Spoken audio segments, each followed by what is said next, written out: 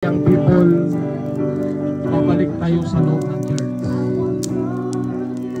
Habang ang mga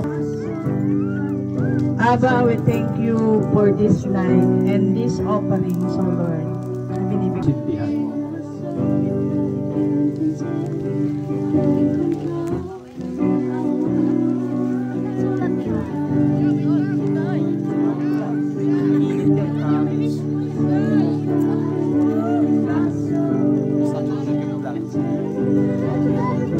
Tapos natin may nagay, balik po tayo sa ating mga dating pwesto.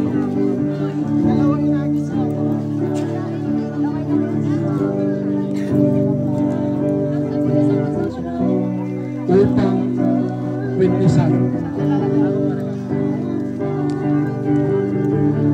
na susunodin ito ang apoy na susunog sa ating mga request. It represents the Holy Spirit.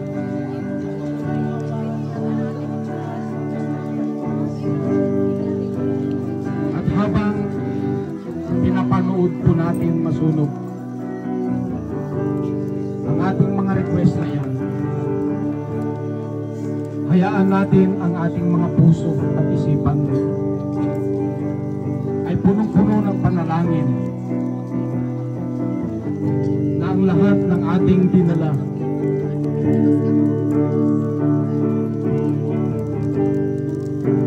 ay kanyang sasagutin. Mga young people, kayo po ang aming mga kasama sa loob. Kailangan namin ang inyong mga testimonyo upang ma-encourage ang mga kasamahan natin sa loob ng church. Pagkatapos ng youth camp na to, inaasahan po namin ang inyong mga kooperasyon upang ipamahagi kung ano ang karanasan natin dito at kung ano ang ating natutunan. Upang sa ganon, ang ating mga kasamahan na hindi nakadalo, they will encourage also to attend the next year out.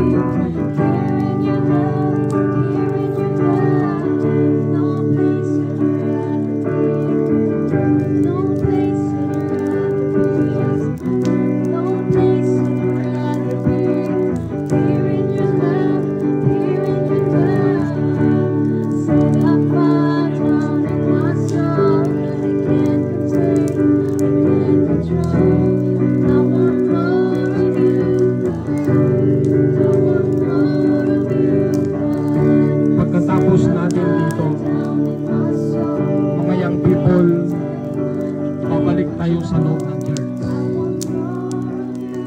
Habang ang mga pastors ay magmi-meeting.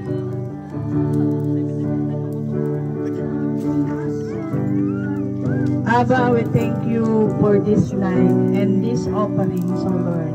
Na binibigay po namin sa inyo. We are expecting that you already answered our request. Thank you, Jesus. Let's all shout, Hallelujah!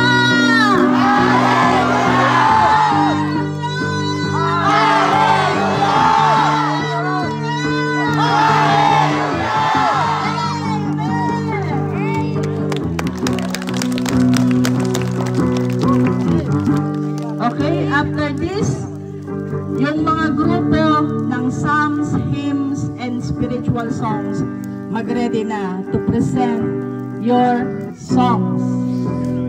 Opo, 4 lang pong grupo yun. Kasi bukas, ang ipipresent po nila is the action plan. So ngayong gabi po, ang mag-i-present ng mga tribe, tatlong tribe, bawat isa. So 4 lang po ang i-judge is the psalms, hymns, and spiritual songs. Kaya nyo ba dito sa may campfire i-present yun?